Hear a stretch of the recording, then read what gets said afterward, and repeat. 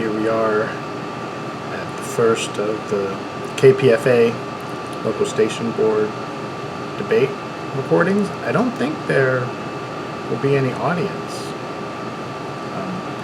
I think I was talking with an anchor partner and saying that I feel like they're suffering from the same thing that all these small, well, or not, KPFA is not small, but anyway, grassroots organizations are facing, where you just don't have a lot of people, a lot of volunteers, as many as you need to do everything. So, yeah. There's no doubt I feel like we're failing as community organizers in the activist community. And because you can just look at things are getting worse, they're not getting better. And so whatever it is, we're not getting our message out, we're not able to motivate people. I hope when I get elected, that I can push the agenda to make KPFA a more radical mouthpiece, to get people to engage. How is it we say in the Oakland Greens, become producers of the social justice politics in your community, don't just be consumers of it. Because another thing we suffer from too is a lot of people get into activism as a way to make a living, to just strictly navigate the capitalist system. I will consent that yes, we have started over the last, I guess, 3 years now, and with the year off in the pandemic, but trying to navigate a capitalist system and get money to fund the events that actually get people talking and running for office and being staff, and yeah, it's so rough. Anyway, 2 minutes in the waiting room. They've been doing them on the hour since 2 today, so 2 to 3, 3 to 4, and then the last one will be 4 to 5. And then we're over to do our part of running for office, trying to bridge this gap, because if anyone has been to KPFA Local Station Board meetings, it's very, very painful. There's a whole bunch of people who don't like each other, and they're kind of on these supposed two sides, factions or whatever, and yeah, it's really rough.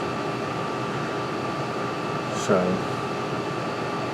I want to hopefully bring nonviolent communication. Like, y'all need to relax. So part of that is I offered to videotape everybody's cart, which is due on the 13th, just a little 1 minute.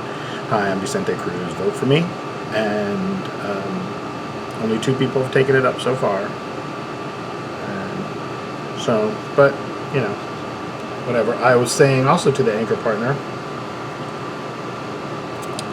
that I think that one of the reasons they don't is I've heard people say, oh, the spies, like they have spies going into each other's groups or whatever. And I'm like, wow, like, is it that serious? Really? Cloak and dagger for a community radio station? Actually reminds me of Playground, which is good because as a youth sports educator, working for Sports for Kids, then turned into Playworks, I ran a playground for 4 years. So maybe that's what they need. Maybe the local station board needs a coach. A sports coach, not a life coach. Youth sports educator. Even though that's not how I navigate the capitalist system anymore. I'm in event production, which is just a fancy title for theater technician or stagehand.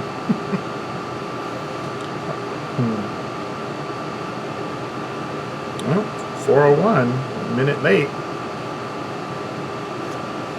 Sit up straight, Vicente.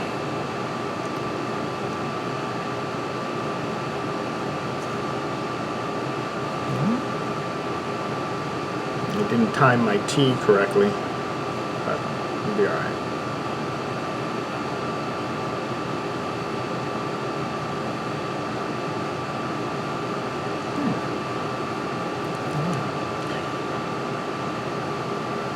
It still would make sense, I guess. And if they end at 4, they have to say goodbye. People have to leave. Reset. Hello, Nan. Are you gonna be in the debate with me? I don't even know, because I am not actually watching myself on my own camera feed. I just wanted to be able to have the content from the debate that I can post soon rather than waiting, because I'm sure they're super busy there anyway. Oh, here we go. My name's Vicente Cruz. Recording in progress.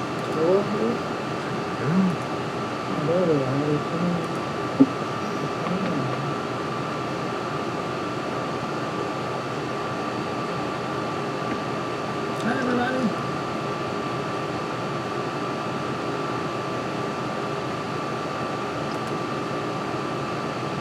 Hi everybody, thanks for being here on time. No worries, mate. My name's Steve. I work for Renee, and Claire also here is co-local election supervisor. You probably know her really well. And Sherry Smith is one of the League of Women Voters. She'll be moderating this debate. And it's going to be pretty simple. If you read the protocol, we'll just have opening statements. Then there'll be the debate section where everybody gets their topic, which is 2 minutes for them to talk. Everyone else will have 30 seconds to respond to the same issue. Then we'll move to listener questions, where everybody will get equal time to address the question in closing statements. We're going to pretend that this is a live event, so we're going to try to go straight through, without any editing. But obviously we have the option to edit this, so we'll be cutting off the top and bottom, so it's just a debate. But let's pretend that it's live, and if we have any issues, we'll move those. This will be going to the YouTube channel right as soon as we can get it all processed. It'll take a day or two. We don't have any plans yet to air this particular debate on KPFA live air, but that's in discussion, and there could be debates later on during the 2-month period. I think unless anybody has any questions right now, I'll turn it over to Sherry. Anybody have any questions before we start? Carlos. Are we going to select the order in which the questions will rotate? We had we just put it into a random sequence generator, so that the topics and the order of people will kind of cycle, and the order for the listener questions is just going to be the same every time. Everybody just gets one right to answer. Tell me when I have to do Right, so are we going to decide it now? It's already decided. It's been decided by a random. And what is the order? Can we know? Sure. Sherry, you got it in front of you, sorry. Yes, it'll start with James McFadden, and then go to Vicente Cruz, then Carlos Cohen, then Daniel Borgstrom, Fred Cook, Fred Dodger. Oh, okay. In the order in which it was sent out. Okay, Yes. I didn't know. know. And that's confirming that. Thank you. You're welcome. That's the random So we get generator. going then. Thank you. Okay, hello, and welcome to KPFA's debate series for the 2021 local elections, where we will hear from the various listener candidates. I am Sherry Smith. I'm a member of the League of Women Voters of Berkeley, Albany, and Emeryville, a neutral third party for this debate, and I'm your moderator for this program. The topics to be discussed cover key topics facing KPFA and the Pacifica Foundation as a whole, and questions submitted directly by KPFA members. Please note that all viewpoints presented are those of the participants and do not reflect the position of the Pacifica Foundation, or KPFA. The program starts with opening statements, followed by a debate covering topics selected by a predefined topic list, and ending with questions from listener members. The order of candidates and topics has been selected by using a random sequence generator from random.org. This hour, we are joined by James McFadden, Vicente Cruz, Carlos Cohan, Daniel Borgstrom, Fred Cook, and Fred Dodsworth. Before starting the debate, each candidate has 1 minute to make an opening statement. Candidates will hear a bell when their time is up. And now for those candidates' opening statements. The first will be James McFadden. You have 1 minute. So, I'm a research physicist at UC Berkeley and a current member of the KPFA LSB.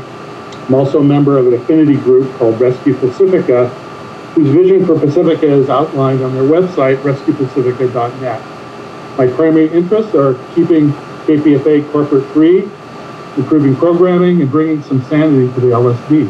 I also believe that volunteer work, showing up for civic meetings, is critical to the health of the community, and I'm involved in half a dozen local and national political groups fighting oppression and corporate power. As an avid listener, I feel KPFA is one of the Bay Area gems, especially with shows like Flashpoint, Hard Knock Radio, and Project Censored. However, I also see room for improvement in a changing media environment that needs to serve a younger, more diverse demographic to remain viable. For a summary of problems at KPFA that I'd like to address, please check out my Counterpunch article. Just Google Counterpunch James McFadden. Thank you. Thank you, James McFadden. Vicente Cruz, you have 1 minute. Thank you. Hi everyone, I am Vicente Cruz, and I do wish for your vote for KPFA Local Station Board. And I am a event production manager, which is just a fancy word for theater technician or stagehand.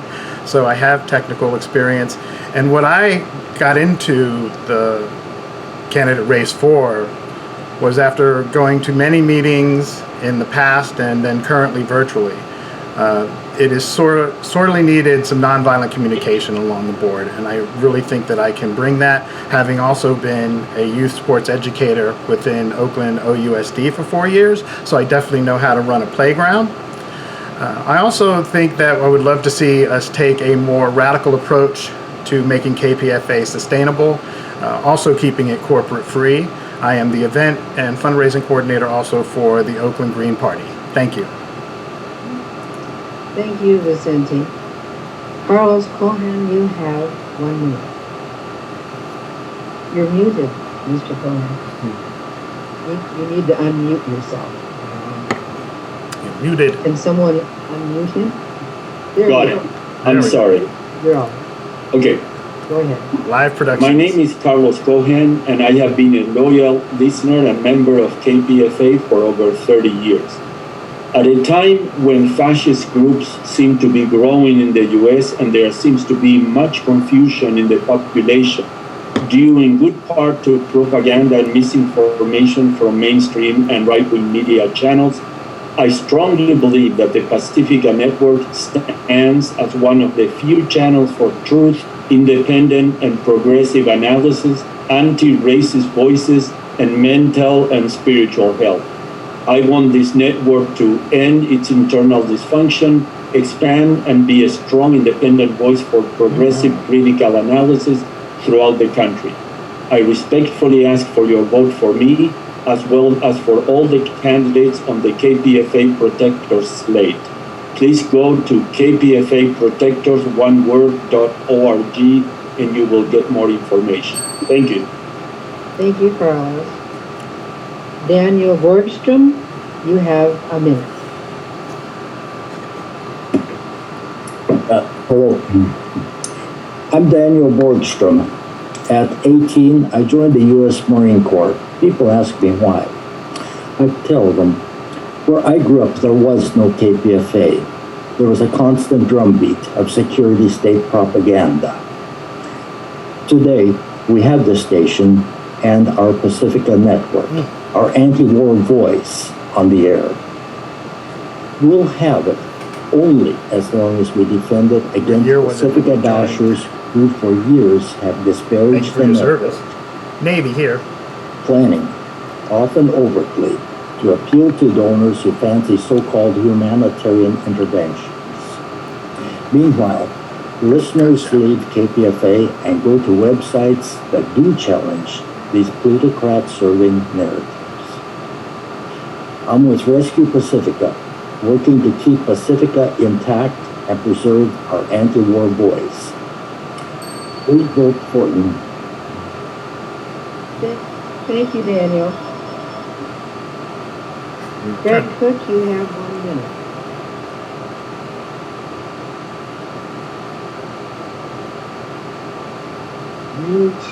Can you hear me? Yes. Can you hear me? Yes. Okay, thank you. So I'm a long-time Pacifica listener. I listened in Los Angeles to KPFK. I listened in Fresno to KFCF, and I have listened to KPFA. It's a touchstone in my life. It's very important to me. I'm currently, at least nominally, serving on the Community Advisory Board, and it disturbs me that the Community Advisory Board has not been meeting at least by Zoom. So I'm running for the local station board. The kinds of things that I want to bring to the table are the idea of respectful communication, not only within our organization, but as our stance on air. So I believe it's possible for people from very diverse communities, very diverse politics, to have their authentic really voice, should have done a little more but be respectful. production on the lights. Thank you very much. Next is Fred Dodsworth. You have a minute. Hello, my name is Fred Dodsworth, and I've been active in local politics for the last 40 years. I've been a KPFA Please, I encourage listener everybody to off go and to on, KPFA's supporter off and YouTube on channel for that to same period of time. watch this once it On the goes Berkeley up. Citizens Action Steering Committee, I'm a member of BTU, Berkeley Tenant Union. I work with the tenants together, Casa Unidas, and anti-racism groups. I am a 30-year journalist. I have published and edited magazines, both local and national, and I am strongly in belief of the importance of Pacifica being a voice alternative to the corporate media. I have run businesses, I have run news programs. I believe that it is critical that we give our news programs the freedom to do the work that they have to do.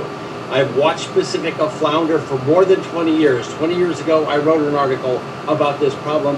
I'm joining now to seek a solution, a chance to actually make a difference and to save this critical radio station. Good Thank time. you, Fred.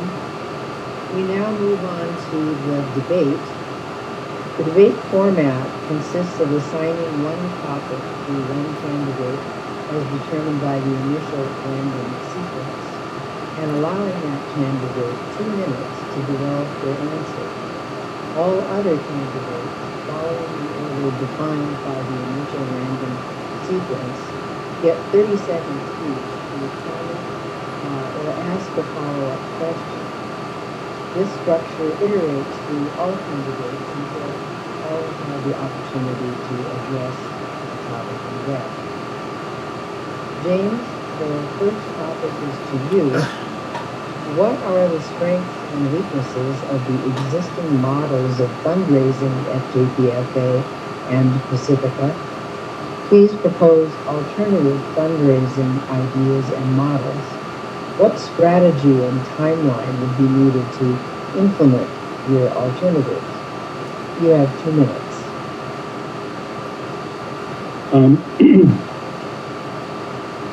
KPFA board members, staff, and volunteers really need to be present at Bay Area events with banners, literature, and microphones recruiting members.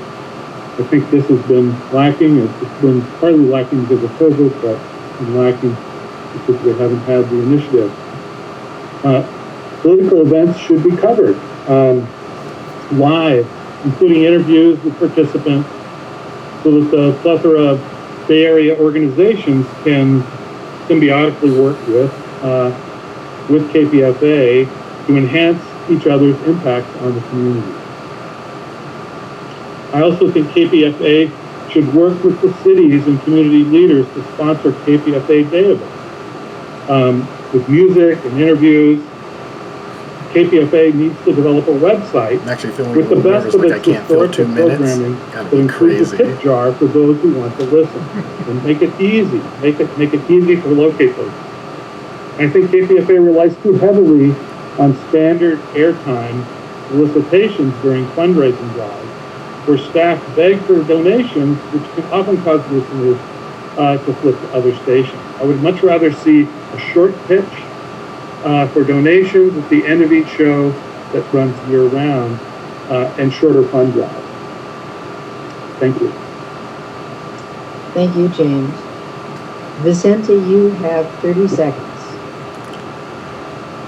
Well, only thing I could say is I really wanted to hear direct answers, and the strengths, of course, would be if you're going to, which seems to be the two sides, if you're going to appeal to large Democratic donors, well, you have to feel that they're going to want to pay for play, but it is nice to have those large donations, whereas the other side, really just going for a larger listenership, which I agree with James on that, and getting smaller donations, but from a larger audience. Thank you. Thank you, Vicente. Carlos, you have 30 seconds.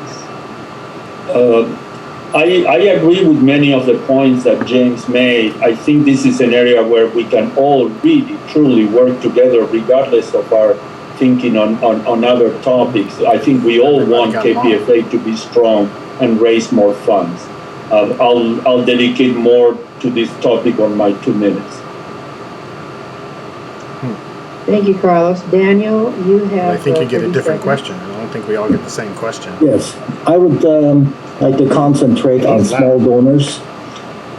If we could have widen our listenership Hell and get yeah. a lot of small donors, that would be One the person for ideal. $100 or Now, 100 I'm people not for exactly $1, against still big $100. donors. I'm not, but I want to caution that if we have big donors, can have different viewpoints, can influence the station in their If direction, I'm giving you $100,000, which may not be what we want. what do I like to say is I may not want you. I give you $100,000. I may not want you to just do exactly what I say, but you better take my call. Thank you. As a member of the International Association of Stage Theater Employees, I arranged for our local to give a $500 donation to KPFA. I think that's a model. And I think that large donors, and that's not really a large donor, but large donors should be limited to a certain percentage so that we're not dependent on any one or any coalition. I think choosing donors who are fully in alignment with KPFA's mission and respect. Go get him, Fred. Fred Dodsworth. I wonder if we get to vote This too. is an income problem. The other half of this equation is the expense problem.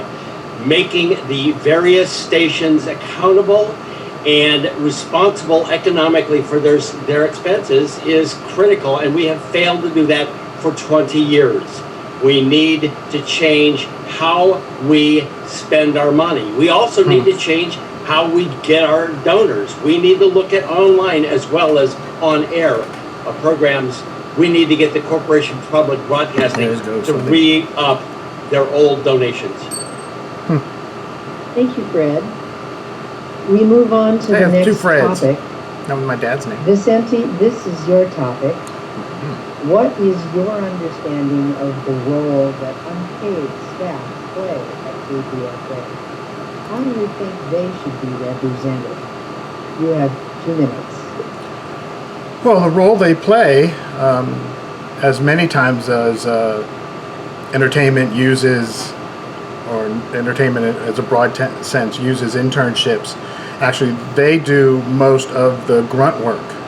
I myself has been an intern, again, as being a stagehand myself, and I heard somebody else go IATSE, and so it's really important to have that base, because also those volunteers are also the ones that go out. I mean, because they're doing it out of love, they're going out and actually spreading the word to other people. And then that increases your listenership, that increases your volunteers for the future. And right now, too, some of the best programming and probably some of the most radical programming that we have on KPFA is specifically done by unpaid staff. Or maybe even the fact that if, again, changing it from staff. Staff really seems like they should have some sort of compensation, maybe changing that name. But that is how I feel their role is, and I think we should actually increase that. Again, I want to kind of broaden the programming to be more radical and see KPFA be that radical voice that will actually get people engaged, right? One of the reasons we have such a problem is we don't have engagement. People are so, how we say it, just have enough energy to get a little breath, and then you sink halfway down, and then right before you're about to die, you go back up to the top and get another breath. So it's hard for them. We have to fight which has been said by all the candidates so far, a propaganda system in corporate media that has been around forever and has people caring more about likes and voting for who's dancing in the stars rather than who's going to be their representative or who's going to be their community radio station that'll be bringing the news and music and, again, that radical voice out to the people. Thank you. Thank you, Vicente. You're welcome. Carlos, you have 30 seconds. And that's right, no preparation either. Boom! Carlos, you'll need to unmute yourself. The host had, yes, done it. Well, essentially, my understanding is that KPFA has an amazing group of volunteers, around 200 people, that they work in day and night. They work in operations, in production. I think we need to support it. I think the LSB needs to support the volunteers. And related to the previous question and this one, the LSB needs to do more outreach, contact more non-profits and bring them in, and that way we'll get more interest and more volunteers. Thank you, Carlos. Daniel, you have 30 seconds. Yes, I believe the unpaid staff produce something like between 70 and 80% of the programming. That means, quite simply, they're very valuable. Need to be treated with respect. We have a problem that the paid staff are represented by a union, but unpaid staff are not represented by a union. They seem to have very little power. Thank you, Daniel. Fred Cook, you have 30 seconds. Oh, excuse me. You need to unmute yourself. Technology.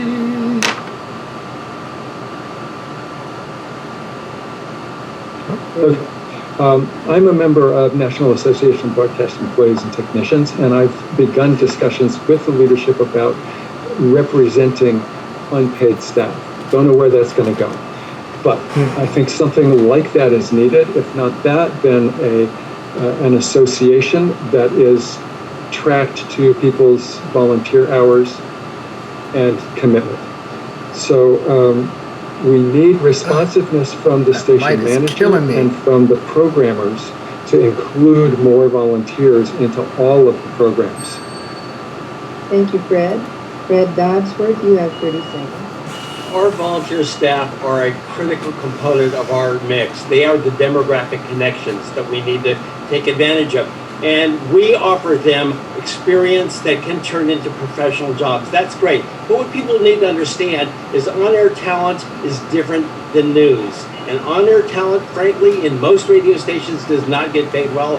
My brother was in that radio station, top rated, and he got paid $18,000 a year. This is not a great path toward buying a home in Berkeley.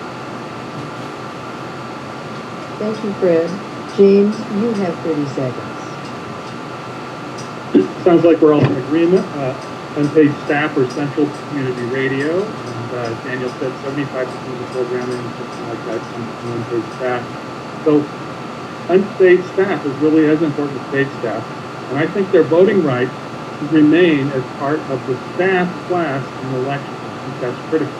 We must remember that Pacifica is a collaboration between donors and staff, paid and unpaid, that perform this service that really benefits us. Thank you. Thank you, Dave. We move on to the next topic. Carlos, this is your topic. In your opinion, what is the most important role or responsibility that the local station board has? And how should roles or responsibilities be modified to improve the function of the local station board? You have 2 minutes. Thank you. Can you hear me? Yes. Okay. To me, the local station board's primary function should be outreach and community engagement, number 1. Number 2, fundraising. That means helping the station do fundraising in the community. And number 3, support and give all the help we can give to the actual staff of the station. So I'm going to go into each one. Outreach and community engagement. I wrote some time ago a 5-page letter to KPFA 2 years ago on fundraising. Different ideas on how to do this. This is what the local station board should be helping with, connecting with progressive nonprofit organizations. I am convinced that if we connect with them and they have a way to promote to at least interview them, promote their ideas, their members will become more interested in KPFA also. This is a win-win to me. And ideas like that, like I said, it's too long now to go into it, but I wrote like a 5-page paper that I sent to KPFA and I hope to bring to the LSB. So this is related to both outreach, community engagement, and fundraising. And in terms of supporting the staff, I took the news department training and I could see how thin they run and how many resources they need. So all we can do to bring more volunteers, to help them out, to support them, I think we should do that, definitely. We should also interface with the other local station boards and Pacifica. I know there's been a tremendous dysfunction. We should terminate that, open up, and help each other in any way we can. Thank you, Carlos. Daniel, you have 30 seconds. Yes, the LSB is basically there to oversee the workings of the station. That includes a number of jobs: to evaluate the station manager, the GM, once a year, I believe. That hasn't happened for about 5 years, but we need to do it every year. And we also have a role in programming, to work with the station manager on programming.